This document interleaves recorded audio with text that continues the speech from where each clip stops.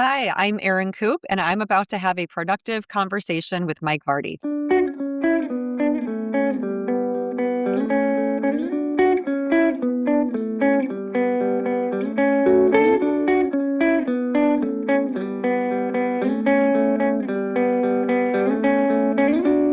Erin, thank you so much for taking the time to have a productive conversation with me today. I need to make this like a regular thing, like on where we're recording on Wednesdays. You want anyone who's listened for a while knows that I theme my days and do all that stuff. It's almost like it's a ritual of sorts. And I didn't have to fit this in because this was a conversation I've been looking forward to having. Erin, you're the author of the book. I can fit that in. How rituals transform your life, and we're going to talk about the little strike through that you've got here on the cover here in just a minute. But first off, thanks so much for taking the time to be here today. I appreciate it. Oh, yeah. Well, thanks for having me. I'm excited to chat with you. So I won't bury the lead. You've scratched out routines on here and have gone right to rituals. It's like they wanted you, the publisher wanted you to have routines. You're like, nope, rituals. Why rituals over routines, Aaron?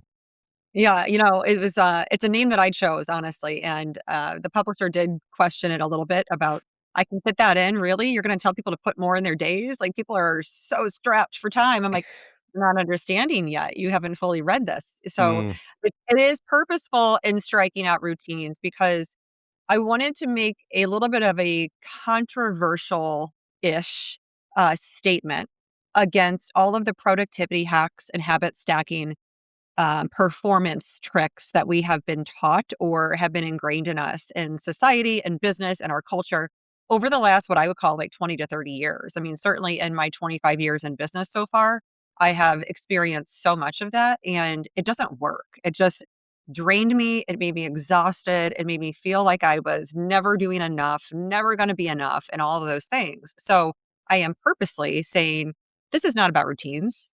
It is about rituals, and they are very, very different things, even though they are both structured. we talk about autopilot living, there's this distinction between, existing and living, surviving and thriving, like and autopilot plays a huge role in this. The way the book is divided up, you've divided up into three parts. Activating self-awareness. Awareness is such a huge piece for me because it's literally one of the spheres of attention, right? And then part two, you transforming your life through rituals. We'll get into that transformation piece, and then the aftermath. I love the way it's kind of like, hey, first off, you got to pay attention to this stuff. Then here's some things you can do now that you finally get that you need. Something's going on here, and then finally, like, and here's how you sustain it, not just maintain it, but sustain it. Um, this autopilot thing. What parts of your life, or maybe there was a very specific part that you noticed was on autopilot that kind of was the inciting incident for you? I think I lived majority of my adult life on autopilot without having any awareness whatsoever that that's actually what was happening. It's when life started to feel like Groundhog's Day, where every day was just monotonous. And every day I'd wake up feeling tired, like I didn't get enough sleep because I didn't. I would feel anxious about how the day is going to go. I would be dreading, certain parts of the day, waiting for 5:30 to roll around, waiting for that time where my nanny would leave, I'd be home, and I could be with my family, but not fully be with my family because I also wanted to have a glass of wine to take the edge off the day. It was that way of moving through life that was just not whole or complete. And I realized it was probably around like 2017. I had this moment, and I do write about this in the book, this kind of awakening moment. Even before that exact moment, I was realizing that what I was feeling was actually numb. I wasn't really feeling anything. Yeah. It was like this Co- numbness. Comfortably numb too. Like it's that weird, Yes. like that Pink Floyd tune of like I'm comfortably numb, which means it's such an interesting thing that the threshold between comfort and complacency, like right there, it's razor thin, I think. Yeah, I would say so. And it's complacency and mediocrity. I put those in the same bucket. Hmm. Um, they are like the thieves of joy. It's like when you're in those modes of where, things are so comfortable, it's often when things are actually really uncomfortable that they are familiar. And because Right. they're familiar, you just stay there, and I was guilty of that. I stayed in the same ways of being, the same mindsets for a long time, thinking that that's just how life was. I just had to hustle and grind and, try to figure it all out and be as successful as I could on paper, try to get the next title, the next promotion, live in the next place, make them the next amount of money.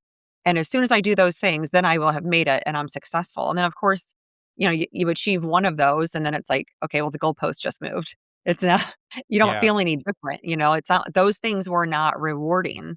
And it really came down to I needed to shift how I felt in my own skin, but that was an inside job.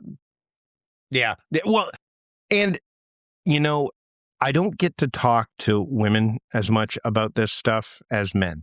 There's a lot of men, especially, I mean, there's guys like me who write about this stuff and talk about this stuff. And we approach it from our vantage point, which is frankly a very privileged vantage point, right? Like, hey, the obstacles are not as great and they're certainly not as pervasive. Like, to at least, in my from my lived experience from where I'm coming from. Um, I think it's really important that there's a diverse level of voices around this kind of stuff because I can talk about this stuff and depending who's receiving the message, they go, well, that's fine for Mike, right? There used to be this phrase in the productivity circles when Merlin Mann was really, like he was kind of one of the main voices where he would say, that's fine for Merlin. That's fine for Merlin, which means like whatever works for this person, Merlin may not work for you. Um, when it comes to the idea of pausing, like interruption, like taking breaks in space, do you think that number one, there is this pervasive need to remove the space because we feel like if we remove it and we just keep spinning and spinning and going, that it'll eventually correct itself? Kind of like, you'll be able to get back on track just by keeping on going in the same direction. Or do you think that pause, that space is so important? And how do you make that pause happen? Especially, and I want to talk about from your lived experience, where those pauses, how do you take them while still trying to move forward and, quote, have a successful life and make progress on the goals that you're really trying to make progress on? Yeah, I mean, I think so many people are scared of the pause. They're scared of the quiet time or the stillness with themselves. They're Right. scared to hear their own thoughts. They're scared to really know themselves on a deep level because they don't know what they're going to find out. And part of living on autopilot and being numb and not being able to fully feel your way through life, which means to experience your way through life, is that if you don't ever take the time to intentionally create that space for you with you, that relationship of you with you, if you Yeah. don't do that, like you're just going to live life on the surface level. You're going to skim the surface. You're going to be chasing the next thing. You're going to be striving. You're going to be hustling. And eventually, with without that space, that intentional pause, without some of the mindset shifts of questioning your own thoughts and beliefs, you're going to end up at this place where maybe you've made it to 65 and you believe you're going to ride off into the sunset and it might not happen. And then you've got disappointment to deal with, right? Because Yeah. we've been told again, and I like to turn a lot of what we've been told on its head. I love doing that Yeah, you because I'm talk like, about inherited scripts in the book, quite, this yeah, idea of, hey, like the conflict between what you've been taught. And it's so I want to swear here. It's so fucking like frustrating because those inherited things they're so deeply ingrained, and only through time and experience and, age, for lack of a better term, can you see, oh, I should have, like, this inner compass stuff that, like, definitely is pointing me that it's that friction, that tug of war, that it's like it can be a path to change, but it can also force you to kind of ruminate and dwell and go, oh, I should have done this, I should have done that. So we get caught in that backstory that just won't let go, right? yeah. And some of those inherited scripts, I mean, the one of the main reasons I wrote this book is because when I was first seeking a deeper level of connection and growth, I didn't know where to go. I didn't know Yeah. what to look. And, to be honest, I spent far too much money, time, and energy on things that actually didn't move the needle and on, reading 350 books in 4 years, and a lot of it was garbage, and I didn't do anything with it. Other things I did apply, and they were really helpful. Seminars, conferences, courses, I mean, all this stuff that I did, what I realized is, gosh, the way that I ended up choosing the things that really did move the needle for me was that they were personal. Yeah. They were those rituals that I put into my life that created a level of connection with myself, with my family, with nature. And then they were also the things that, because I was intentionally choose them, they gave me energy or they gave me more vitality in my life. And so I was like, I want people to know that here are some of the things that you can apply that actually do work, because I've also used these with tons of clients. Yeah. And clients have to do the work. I'm just giving them the tools, and we're talking it through and making sure that they're learning the lessons from how they're applying them, and we're really reframing those limiting beliefs, or those, shifting those scripts. We're doing that work together, but the rest of it on a daily basis, they're putting the rituals into their life. I can't do that work for you, right? And so writing this book was so important because, yes, with age, of course, you can learn to question things over time, but you could be 22 and still question some of these beliefs Yeah. that your familiar structures or the school system or your coaches have put into your head that may not serve you any longer. Not that they maybe didn't, but maybe they don't anymore.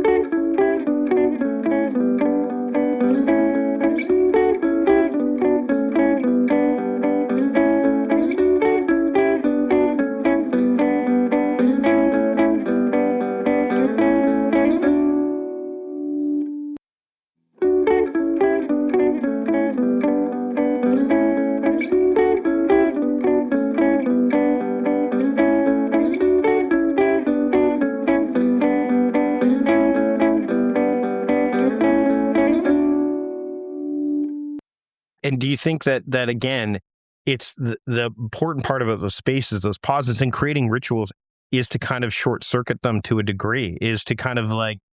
So I think another thing that can happen as we get into like when you kind of talk about the importance of rituals and deliberate design and things of that nature is almost this idea of people will go, okay, so rituals, got it. How many do I need? What do I do? Like, because people who want to improve themselves, right? They often will try, and I'm as guilty of this as anybody else. Like, okay, let me do all the things. Let me do all the things to change, as opposed to, maybe what if I just start here? What if I just start there? If somebody is trying to start this process, what do you recommend they do? What did you do, and what do you recommend they do? Because obviously going overboard with this can put you right back to where you started, or even further Yeah. away. Right. I mean, what you just described is trying to make this a routine. Yeah. How many times a day do I need to do it? How many do I need to do? What you just described is checking the box. That is not what rituals are. Rituals are a repetitious rhythm, just like a routine. A routine is a repetitious rhythm as well. They both have structure, like I said in the beginning. The difference is a ritual is something you choose because you know it is going to give you value or give you meaning. Now, your routine could be lifeless, and you can make that a ritual by saying, I'm no longer going to do this just because I need to check the box. I'm going to do it when I want to. And I'm going to choose it when I intentionally know that it is going to give something back to me. And so, what rituals do is they create meaning in your life, but they also create more energy. They actually, ironically, they give you time because you become more productive because your energy is being fueled in ways or stoked in ways that it isn't normally fueled or stoked. It's like a fire, right? Like Yeah. if you get the poker out and you start poking at that fire, it's going to get more oxygen in there and it's going to start to flame more. The same thing happens for your own spirit, your own soul. If you're not stoking that in any way, if you're not adding that value or that energy or that life force back in, then guess what? You're running on empty. You're running on fumes. And those routines that are lifeless because you've just done them forever because you just think you have to, right? You just got to check that box. That is not adding value to your life. It's not giving you anything, right? So it's a mindset shift around fitting in what matters to you. And these Right. rituals, things that matter to you. No one can tell you what those are. You can Well, design them yourself. and it's funny because I think about I just finished chatting with Brad Stulberg, who wrote the book The Way of Excellence. We literally, before we hit record here, I finished up a conversation with him. We talked about like this idea of excellence and how it's mastery plus mattering, right? Like this idea of the combination of those things and why we get away from, you can't check off a box for excellence. It's like a process of becoming. It's not a process of, hey, I'm excellent now, check. And it's funny, before we, like, I'm out of it now, but I mean, we're on video. You could see I'm drinking my coffee, which is, for me, it's such a weird thing because the thing about rituals, they don't have to be these all big, massive things that you're doing. Like for me, my morning, and I'm a night owl, so there's part of this that plays a role in listening, and we're going to talk about rhythms and natural rhythms really quickly here in just a moment. But every morning that I work, and even like on the weekends when I don't, one of my kind of rituals that I do, in fact, it's not a kind of, it is making my morning coffee with the pour over. And I have multiple. So the interesting thing is that I don't do the same thing every single time. But the act of making my coffee in such a way is so gratifying to me. Right. Like, and what's interesting is, at least I find it interesting, I'd love to hear your thoughts on this, is I almost love the fact that people go, so wait, you spend all this time doing this, but why didn't you just go down the show? Why didn't you just press a button to get the coffee? Like, why didn't you, like my wife could care less about coffee. Like I've said upstairs, she's like, oh, the machine's gone. I'm like, great, let's get a Mocha Master and we can do it. She goes, no, for me, it's like literally a caffeine delivery mechanism. It's not for you like this thing where it's like, oh, because I love the beans. I love the story. I love to, like the other day, she's like, why do you like hand grinding the beans? I'm like, not necessarily, but if I want to get them down to an espresso grind, my machine won't do it. She's like, and her eyes glaze over and all that stuff. So again, I think what I'm trying to get at here is rituals to others will look somewhat odd or misshapen or not necessarily something that is valuable to them from that side of the coin. And I think that personal part is so huge, even for those things that don't seem to, quote, matter in the grand scheme of things. This matters to me because if I did not make my coffee to start off the day, I would not be as, quote, happy or content right now talking to you. I'd be like, I want my coffee. Yeah. It's why in the book, I'm very intentional about not saying this is what you need to do. What I'm doing is giving you the tools to design those rituals. And I describe them in different ways, right? There's micro and macro, there's transitional, there's rituals with yourself, with your colleagues, with your family members, with your friends, with your extended family members. So there's different ways of going about rituals. And it's not like you have to practice everything every day. No, it's about when it matters to you, when you choose it, because you're intentionally choosing it, not just running on autopilot. But when you're intentionally choosing it, it's going to give something to you, right? So that's the important thing. Not about a tangible thing. It's going to give you a feeling, even a feeling of what you're describing with your coffee. And I'm very similar with that. With my morning coffee, brewing my morning coffee and making it, it's my elixir. It has my collagen, it has my MCT oil, it has my prebiotic powder. Those are the things that I put in my morning coffee. As that is brewing and I'm waiting for that, I am actually setting an intention for my day. How do I want to feel today? Now, think about this. How many people actually do that? Probably not many. Yeah. But I describe this in the book. And if you set an intention on how you want to feel, and I even just say to people, practice this. Just say to yourself, I want to feel excited today, or I will feel excited today. And notice that you have a shift in your brain, like a literal shift, where your brain is going to start to find or notice the signs and the things that happen in your day that actually make you feel excitement. It happens. This is this is like a neuroscientific thing that actually our brains will create that confirmation bias. Now, if you don't do that, that's okay. But the way I used to move through life prior to all of this work on myself is I would move through life going, today's going to be another crappy day. And guess what? I'd spill my morning coffee on myself. I'd have some nasty email come in from a former client. All these things would go on. And I'd realize I'm actually setting myself up for this instead of the other way around. Yeah. Yeah. And one of the things that I want to drive home about this is, as I went through the book, time, which is why I love the title. I can fit that in, like the idea of like, hey, yes, like time, that's the only time comes in. Like, as far as I'm concerned, it really comes into the equation because, and it drives me nuts. People have heard me talk about this before, is that we focus so much on time and not enough on task. And the how do we break that? Like, what are one of some of the things that, again, the lack of a pause, that's someone taking into account, I don't have time for that, or I've got to keep Mhm. going, right? So Mhm. how do we break that pattern of time over task?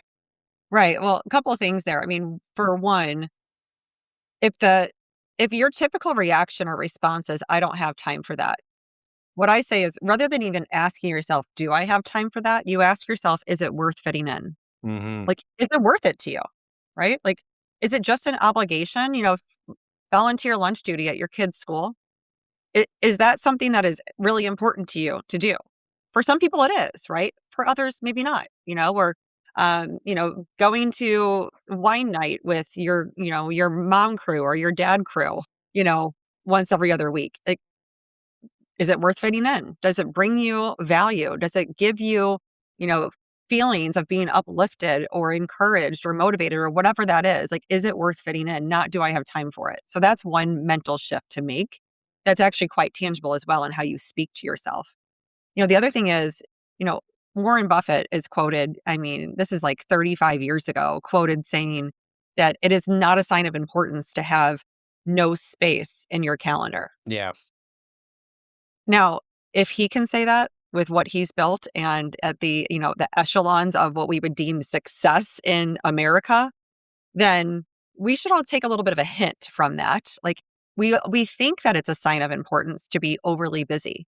And unfortunately, when we don't create space for ourselves and we don't take that intentional pause, what we're instead doing is just filling every single moment with things that don't matter. And we'll fill that space and that time with distractions like social media scrolling. Hmm. We'll fill that space and time with, things that are things that we just think we have to do. Oh, we have to plan this get together, or we have to go to this store and get these 15 things. It just has to be done right now. And so we're really good at taking away that attention from ourselves and just squandering it, which ends up making us fractured versions of who we are. So, in my eyes, what this is really about is, where are you giving your attention and your energy? It's not about time management. No. It's about energy stewardship. And I talk about those words very specifically in a lot of my work, including the book. You are a steward of your energy, not a manager of your time. And that shift, as you start to make that shift, would you make it through this book, right? As you move through the journey of the book, when you start to make that shift, you realize what you actually need to cut out of your life because it is draining or it is depleting or it just does not belong anymore. I often will throw out there that say that we can manage time is incredibly arrogant, because Mhm. time is bigger than all of us anyway. Like, you can manage your calendar, you can manage your schedule, because there's, that is part of that.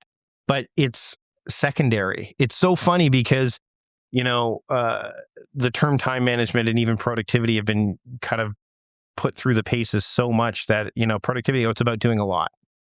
Not really. Like, no, it's not. Uh, Productivity is not about being efficient and effective. Those are byproducts of being productive, right? Um, what does a productive life look like to you, especially after like the transformation you've taken place? We'll talk about the moth here in a minute, because there's that moth kind of right on the cover. We'll talk about that in a minute, but especially as a night owl, the Luna moth, I kind of dig, right? Like, but what does a productive life look to you now? Yeah, I mean, a productive life for me is, my husband said to me not long ago, he's in my business. He joined it last year, and he said, "You work as much, if not more, than a partner at McKinsey." And he's absolutely right. I do. I work a lot, especially through the process of, birthing a book. It's Yeah. not just, it's first of all, it's not simple. Secondly, it's so much more work than just the writing. There's just way more to it. And so, yeah, I put in a lot of hours with my work, but my work feels like something that energizes me, right? So it doesn't feel like, oh my gosh, I have to do this. I enjoy my work Yeah. and I actually get fuel from it, right? So that makes me more productive every day. What I get done in, if I work 7 hours or if I work 10 hours or if I work 14 hours, whatever I'm choosing to do in a given day, and the way that I'm giving my energy to that, I'm also gaining from that, right? Yeah. So productive day to me is about where am I gaining energy, not just giving it. Now, I have kids. I have 2 boys that are 10 and 11 at this point, and so they take a lot of energy, right? Sure. Like, they just do. And so as I'm giving that energy away, I also know that my husband is someone who fuels me with energy, right? So I need to make sure that he and I are staying connected and having deeper conversations. And those are things that we really make intentional time for. We don't talk business, we'll just specifically talk about life, right? Because I'm getting something from that and so is he. And so it's really like it's about intention. Productivity is not about time management, like I said before, but it is about how are you intentionally navigating your days. And the other thing I'd say is productivity is about emotions. And this is something that a lot of people don't talk about. If you are emotionally aware, I mean, that's the whole self awareness piece that I talk about. Hmm. If you are experiencing your emotions and not deeming any of them as a problem, or, oh my gosh, like I was upset or I was angry or I was jealous, and you're trying to hide that or squash it, but you would just accept it for what it is and let it move through you, you will feel more energized every day. You'll feel less weighed down. You will feel lighter. And because you feel less weighed down and lighter, you will have more energy to give to what matters.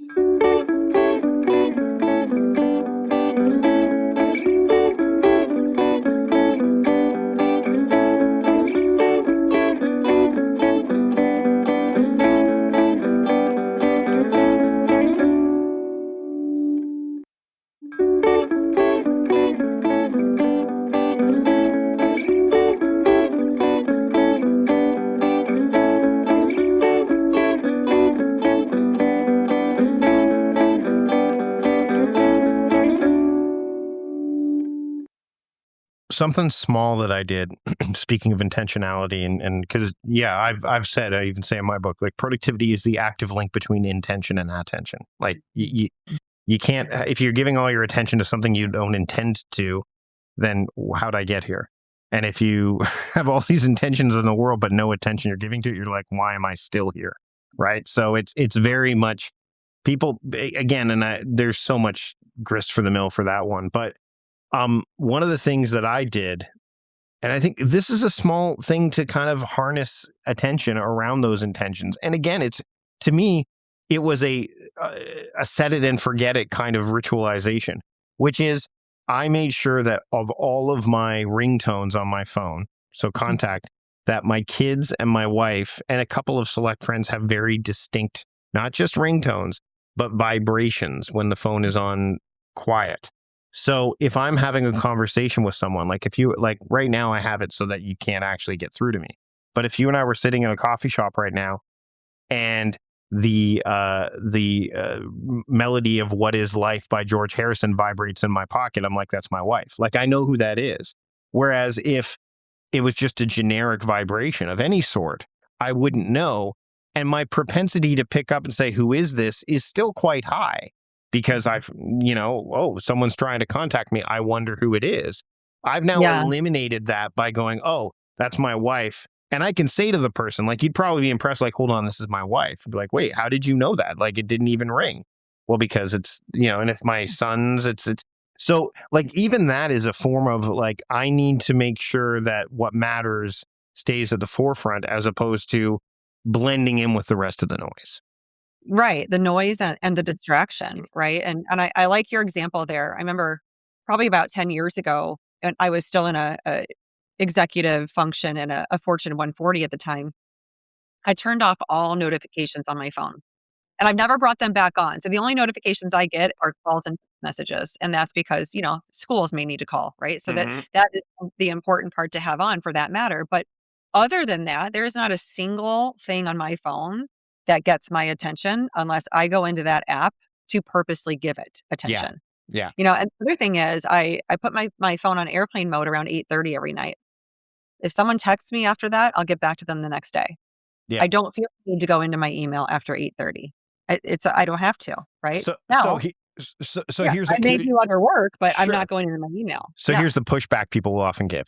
Well, why do you need to do that? Like, come on, you should just be able to just like it's the same thing where I actually, and this is I think that there can be some benefits to having a check mark for when you're trying to establish something so that you can at least get the rhythm going. I mean, but also to make sure that you don't lose sight of it. So I'll give you an example.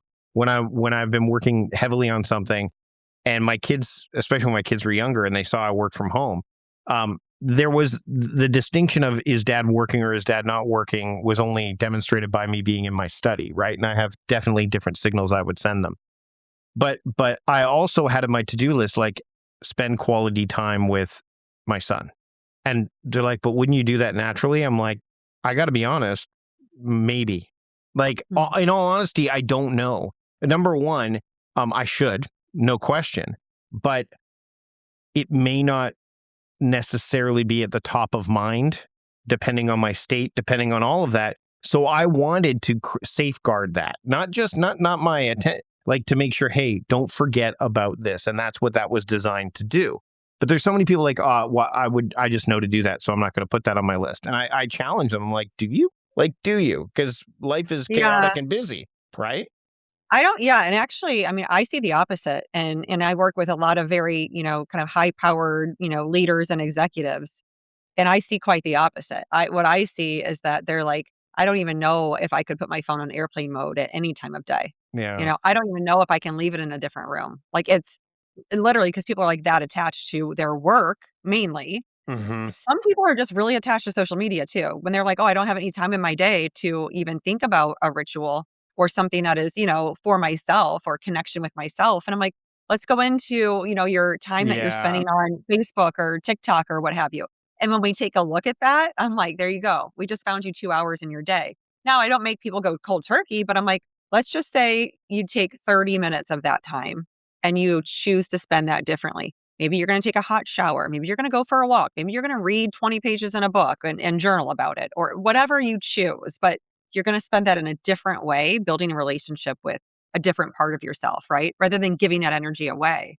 And then, the other thing I'd say, and I write about this in the book, is, I deemed this kind of, I kept it at a certain simple level of understanding in the book Yeah. of, I called it kind of people younger than 50, older than 50. And really what the determination there was is, are your kids out of the house? Or are they still in the house? Yeah. And what I see from so many people whose kids are still at home, they're still raising their children, is that they are trying to hack time, right? They're just trying to stretch it. They're trying to get more of it. How do I get more hours in a day? I need more time.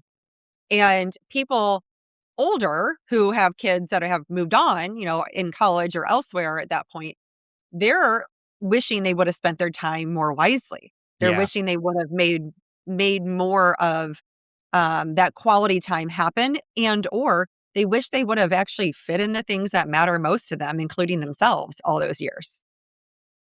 And that's a Yeah. really Well, interesting dichotomy. it's the when people are on their deathbed, what do they regret? Well, I wish I would have spent more time with my kids. I wish I would have spent like those are the kind of things that you hear about. And an interesting thing is when we look at social media, two things. Number one, I've made it m- basically because my devices can do everything doesn't mean they should.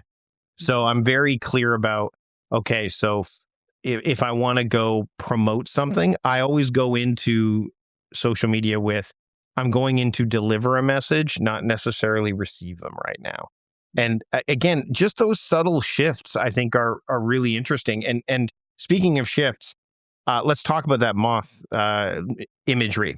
So, uh, what what was that kind of like if you're thinking about it, like it's a transformation, right? Like so what was the significance of you including that in the book? Right on the I mean, I nature is such an important element that we tend to ignore because we have artificial light. I'm a night owl. I can stay up at night and it's not a big deal and so on and so forth. And I also think that you should listen to your circadian clock if in fact you are wired to be that way, but that's a side story. So let's talk about that moth and that imagery there that you're sharing through the book. Yeah. Well, the importance of first of all, yes, it's a Luna moth on the cover with a pair of scissors Yes. inside of it, right? Yeah. And so the moth symbolizes transformation and connection, Hmm. and the scissors symbolize cutting things out, right? Yeah. So what I'm saying by fitting in things that matter via rituals, not routines, is that we're going to cut out the draining, depleting, numbing aspects of our lives, and we're going to fit in the things that help us transform our mindset, our ways of being, our energy, and what we exude, but also what we get from life, right? That's what we're transforming through rituals, not routines. The the transformation for me, I mean, there's so much to it, but what happened with the Luna moth experience, first of all, I had never seen a Luna moth. I had no clue what one was, and I'm in Vermont for the very first time writing the first manuscript of my book. I intentionally went there for I would say I was there for a week initially in July last year, and I was brainstorming, and I had, 2 sides of a white sheet of paper, and in the middle, I had, a big circle on each side, and in the middle was on one side, it was, like, fulfillment, success, happiness, and on the other side, it was depletion, exhaustion, overwhelm. And I was coming at this from an angle of my own lived experience and how I once felt one way and how I then felt the other way. But also, what is it that I know so many people struggle with in not just life, but in their careers and their families, you name it. And it's based on, a lot of conversations I've had over the years through the work I do. And then also, again, just like I was in corporate for a long time. I knew a lot of people. My job was Hmm. to build businesses in these businesses. So I was in front of people all the time talking with them, right? And so as I was working on that, on the second day, which was my first full day there, I did a meditation outside on the deck, and I woke up out of meditation, and I had there was a thud next to me, and I had opened my eyes, and I looked down, and I see this creature that was just so beautiful, and I'm like, "What is this thing?" It was, like, majestic. I thought it was otherworldly. The long and short of it is, once I figured out what it was, because the Airbnb owner saw a post that I shared about it on Instagram, she sent this to me with a snapshot, this text, and she said, "It's a Luna moth and it symbolizes transformation, connection, and, kind of spiritual maturity." And I'm like, "That's so interesting." Now, I knew that that was profound, Hmm. but the moth didn't make it onto the cover until about the 10th rendition of my cover. Right. I had this like lightning bulb moment, and my husband was like, "Why we haven't thought about the moth yet, but that was such a profound experience for you." And I was like, "Oh my gosh." Like, that is exactly why I had that experience. It has to be on this cover. So, that is why it's there. Now, a moth, people have to read a lot more about them and or read the book. Yeah. They have an insatiable appetite, insatiable as a caterpillar. They eat everything in their sight. And if you think about it, the appetite of a human being, what do? We run through life just trying to achieve and attain and get more. We strive for more, more, more. And that's what the caterpillar does. And then it goes through its chrysalis and it turns into the moth and it can't eat any longer. It has no mouth. So my whole point is, we don't have to do that to ourselves. We don't have to get to that point of 65 thinking then we live and we have no life left in us. We can do it now. We can live now. Yeah. That's powerful stuff. Nature often, I mean, again, that it teaches us things when we don't necessarily expect it to, especially. Exactly. It's so funny. I mean, before we wrap up, one of the side benefits of making that coffee ritual in the morning, and I look for it, but it doesn't always happen, is where I live in Victoria. It very rarely snows here, right? Kind of like anyone who knows the Pacific Northwest, it's very similar. It can rain, all that stuff. But there's a our neighbor is a gardener, and they have these blooms all year round, and we have hummingbirds year round here. So there are moments where I'm sitting waiting for my coffee to do its thing with pour over, and I can see hummingbirds dart through the blooms, no matter what time of year. And just I don't see them every day, but it's when I do see them, I'm like, this is just stunning, right? Same thing with honestly, and this is so weird that, I mean, all my friends here again, they're like, I don't know why you get such a kick out of seeing deer walking down the streets of our city. I'm like, because I grew up in Southern Ontario where deer were like in the forest. And to see them walking along the sidewalk and using crosswalks in our city, no less, it's fascinating to me. I will always be fascinated by deer, and you can't, so when I see one, there's something about it that just kind of like tells me, hey, you know, the dichotomy of the weird, like the weird sensation, or even the paradoxical idea of a deer going, well, I guess I'll use the sidewalk. Like, it just, or the hummingbird being here in the wintertime. And, it's all of these things, this wonder that we, can experience when we actually, again, you don't get that from a routine. You don't get that wonder, that feeling of, the, like that doesn't come from a routine, right? The You're check right. mark, sure, it doesn't. And I imagine that sigh when you saw the cover was what I just did is probably something very similar. Like to sit here. Absolutely. Um, Yes. Erin, this has been a great conversation. I'd love to have you back on to talk more because, again, the you're fighting the good fight here in a lot of ways because we live in a world that's like go, go, go, fast, fast, fast, now, now, now, check, check, check, as opposed to, well, do we really need to? And we don't. And I can fit that in isn't so much about what to fit in is what to remove so that you Yes. can actually and so it's called I Can Fit That In, How Rituals Transform Your Life. Erin, where can people pick up the book and where can they keep up with the work that you're doing? Oh, thanks for asking. Yeah, so the book is available everywhere books are sold. Amazon, Barnes and Noble, all those good online retailers. You can also get it signed and with a custom bookmark on my website, erincoop.com. And that's the best place to find me. I am, very visible online. You can go to my website, catch all my social links, LinkedIn, Instagram, TikTok, you name it. So definitely reach out. And I always love connecting with people. Erin, thanks so much for having a productive conversation with me today. Thank you, Mike.